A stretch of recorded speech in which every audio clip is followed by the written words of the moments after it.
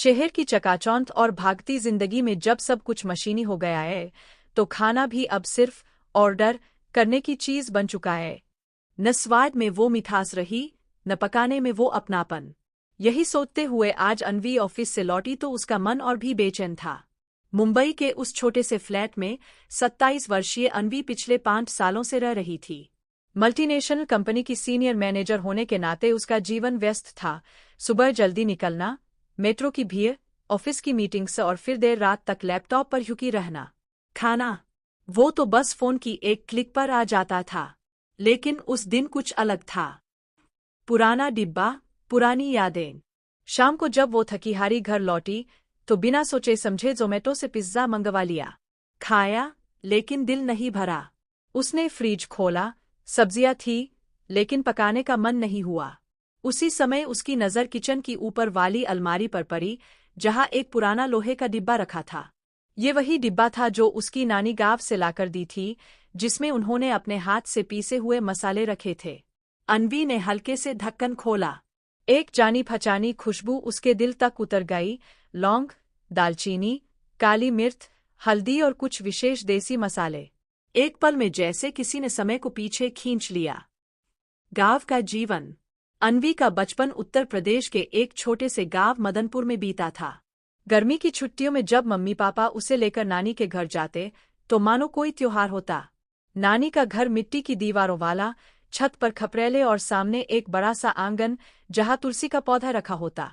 नानी का रसोईघर घर का सबसे महत्वपूर्ण हिस्सा था। वहां लकड़ी के चूल्हे पर खाना बनता, दीवारों पर लाल मिर्च और बारी वरी सूख रही होती और कोने में मटके में ठंडा पानी रखा होता। नानी कहती थी, रसोई मंदिर होता है और खाना बनाना पूजा। यही वजह थी कि उनके बनाए खाने में सिर्फ स्वाद नहीं, एक आत्मा होती थी। खाना जो जोड़ता है। सरसों का साग और मक्के की रोटी, बाजरे का खिचड़ा, आलू की सादी सब्जी लेकिन घर के घी से बनी हुई, और गुड़ वाली खीर। ये सब वो व्यंजन थे जो अन्वी ने सिर्फ नानी के घर में ही खाए थे। खासकर शाम को जब सारी औरतें रोटियां बेल रही होती और बच्चे आंगन में खेलते, तब नानी की अंगीठी के पास बैठना सबसे प्यारा अनुभव होता। वो अक्सर करती थी, बेटा, खाने में स्वाद तभी आता है जब उसमें प्यार हो, नहीं तो दाल भी पानी जैसी लगती है। और वो सच ही तो था। अन्वी को याद आया, एक बार जब उसकी तबीयत खराब थी तो नानी ने हल्दी वाली खिचड़ी, ऊपर से घी और साथ में आम का मीठा अचार दिया था। उस एक खाने ने उसकी सारी थकान और बीमारी जैसे छूमंतर कर दी थी। वापसी वर्तमान में। अब जब वो अकेली उस खुशबू से भरे डिब्बे को देख रही थी तो उसकी आंखें नम हो गईं। नानी अब इस दुनिया में नहीं थीं, लेकिन उनका दिया मसाला, उनकी बातें और वो यादें अब भी जिंदा थीं। मैंने कब से असली खाना खाना ही छोड़ दिया है, अन्वी बुदबुदाई। तभी उसने एक निर्णय लिया, अब हर हफ्ते मैं नानी की रेसिपी से एक खाना खुद बनाऊंगी। पहला प्रयास, खिचड़ी। अन्वी ने वही पुराना बर्तन निकाला जिसमें कभी नानी खिचड़ी बनाया करती थीं। चावल और मूंग दाल भिगोई, घी गरम किया, उसमें हींग, जीरा, हल्दी और वही नानी वाला मसाला डाला। फिर चावल दाल डालकर झक दिया। खाना बनते ही पूरे घर में वही महक फैल गई, बचपन की, गांव की, नानी की। पहले कौर के साथ ही अन्वी की आंखें भर आईं।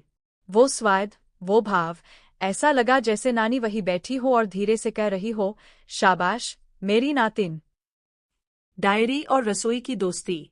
उस रात अन्वी ने अलमारी से नानी की लिखी हुई एक छोटी सी रसोई डायरी निकाली जो मम्मी ने संभाल कर रखी थी। उस डायरी में नानी ने आंवले का मुरब्बा, बेसन के लड्डू, सत्तू का पराठा और यहाँ तक कि सर्दियों की हर्बल चाय तक की रेसिपी लिख रखी थी। हर पन्ना किसी याद से जुड़ा हुआ था, कहीं तारीख लिखी थी, कहीं किसी शादी की बात और कहीं बच्चों के नाम।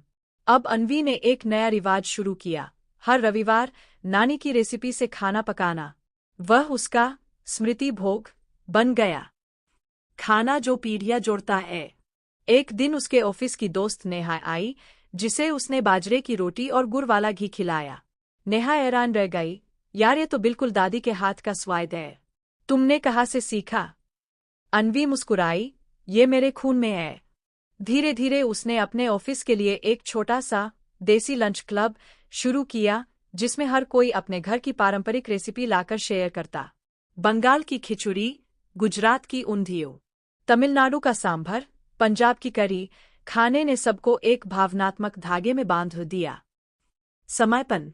आज अन्वी के घर की रसोई में सिर्फ बर्तन नहीं खनकते, वहाँ यादें पकती है, रिश्ते गलते हैं और प्रेम परोसा जाता है। वो नानी अब नहीं रही, लेकिन उनकी रसोई जिंदा है, उनके मसाले, उनकी बातें, उनकी रेसिपी और उनका प्रेम। अब भी जब कभी अन्वी अकेली महसूस करती है, वो नानी की डायरी खोलती है और कुछ नया बनाती है, और हर बार महसूस करती है कि नानी उसके साथ बैठी है। क्योंकि सच तो यही है, पुराने ज़माने का खाना सिर्फ पेट नहीं भरता, वो दिल को भी तृप्त करता है।